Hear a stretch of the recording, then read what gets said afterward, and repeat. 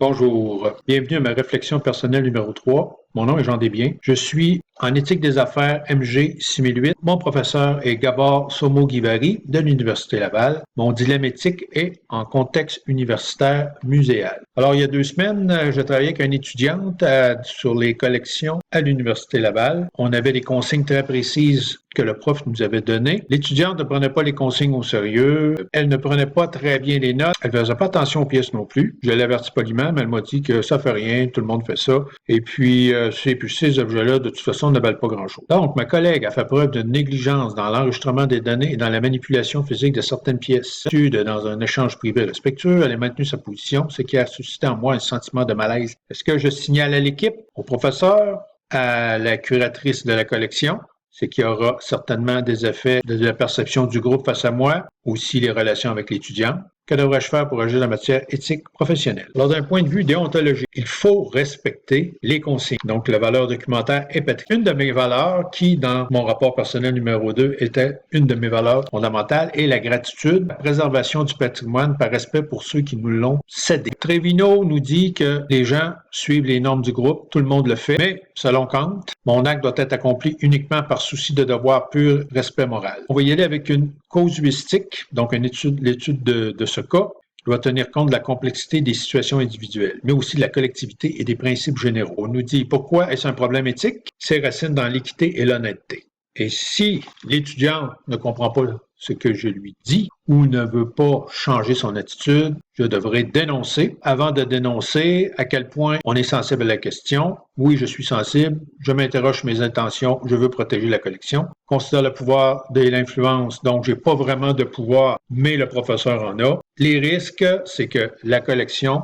soit mal répertoriée, ça peut avoir des conséquences graves, et puis on peut briser des pièces aussi. Est-ce que c'est urgent? Oui. Est-ce que je vais développer des alternatives? Oui. Alors, on va y aller avec l'éthique, la vertu.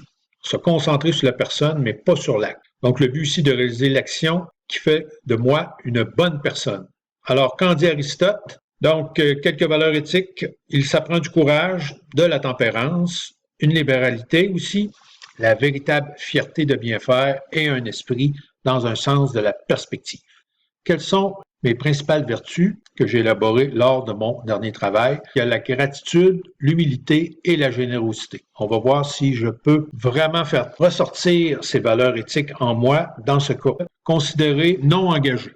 Elle n'est pas activement désengagée, mais ce qu'il faut faire, c'est l'amener vers un engagement actif, donc motiver surtout son enthousiasme. Alors, si on prend le locus de contrôle, ici aussi, on l'a vu dans le cours de l'éthique des affaires à la semaine 5, alors, on prend le lotus de contrôle externe. L'étudiante est probablement dans cette catégorie, déterminée par le destin, la chance ou d'autres personnes. Ce qu'on va faire, c'est qu'on va essayer de la faire migrer vers le locus de contrôle interne pour avoir ça qui lui sont propres. À la semaine 4 du cours, on a vu les approches prescriptives de la prise de décision éthique. Alors, c'est un processus qui est quand même assez long. Pour notre cas, qui n'est pas tellement complexe, on peut vraiment passer des étapes. On les a déjà identifier, rassemblement des textes, identifier les intervenants, etc.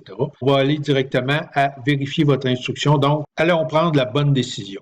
Où je me situe dans le modèle d'acquisition des compétences de Dreyfus. Je suis âgé, je suis très vieux face aux autres étudiants, donc je peux me considérer un expert qui, tranquillement, devient maître. Peut-être pas maître complètement, mais je perçois immédiatement la situation éthique dans son ensemble et je vais aussi être proactif pour faire une action qui va empêcher que d'autres étudiants puissent refaire le même comportement que mon étudiante du cas. Alors, on part du principe, Review nous dit que la plupart des employés regardent à l'extérieur d'eux-mêmes ou vers les dirigeants et les autres pour obtenir des conseils. On va augmenter la probabilité éthique parce qu'il y a 3 hypothèses.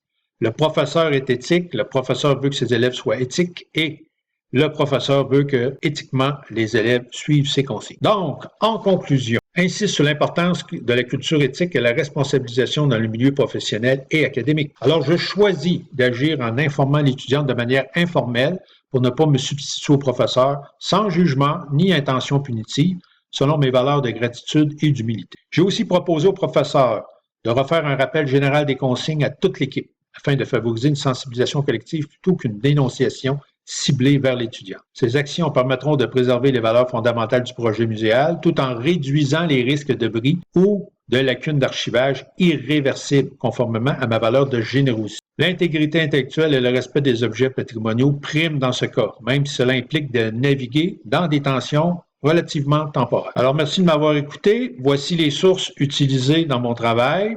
Autres sources, et je vais joindre aussi codes de déontologie utilisés dans le milieu muséal qui pourront être présentés, exemple, à l'étudiante pour renforcer notre argumentaire face à la bonne conduite lorsque nous avons à travailler avec une collection.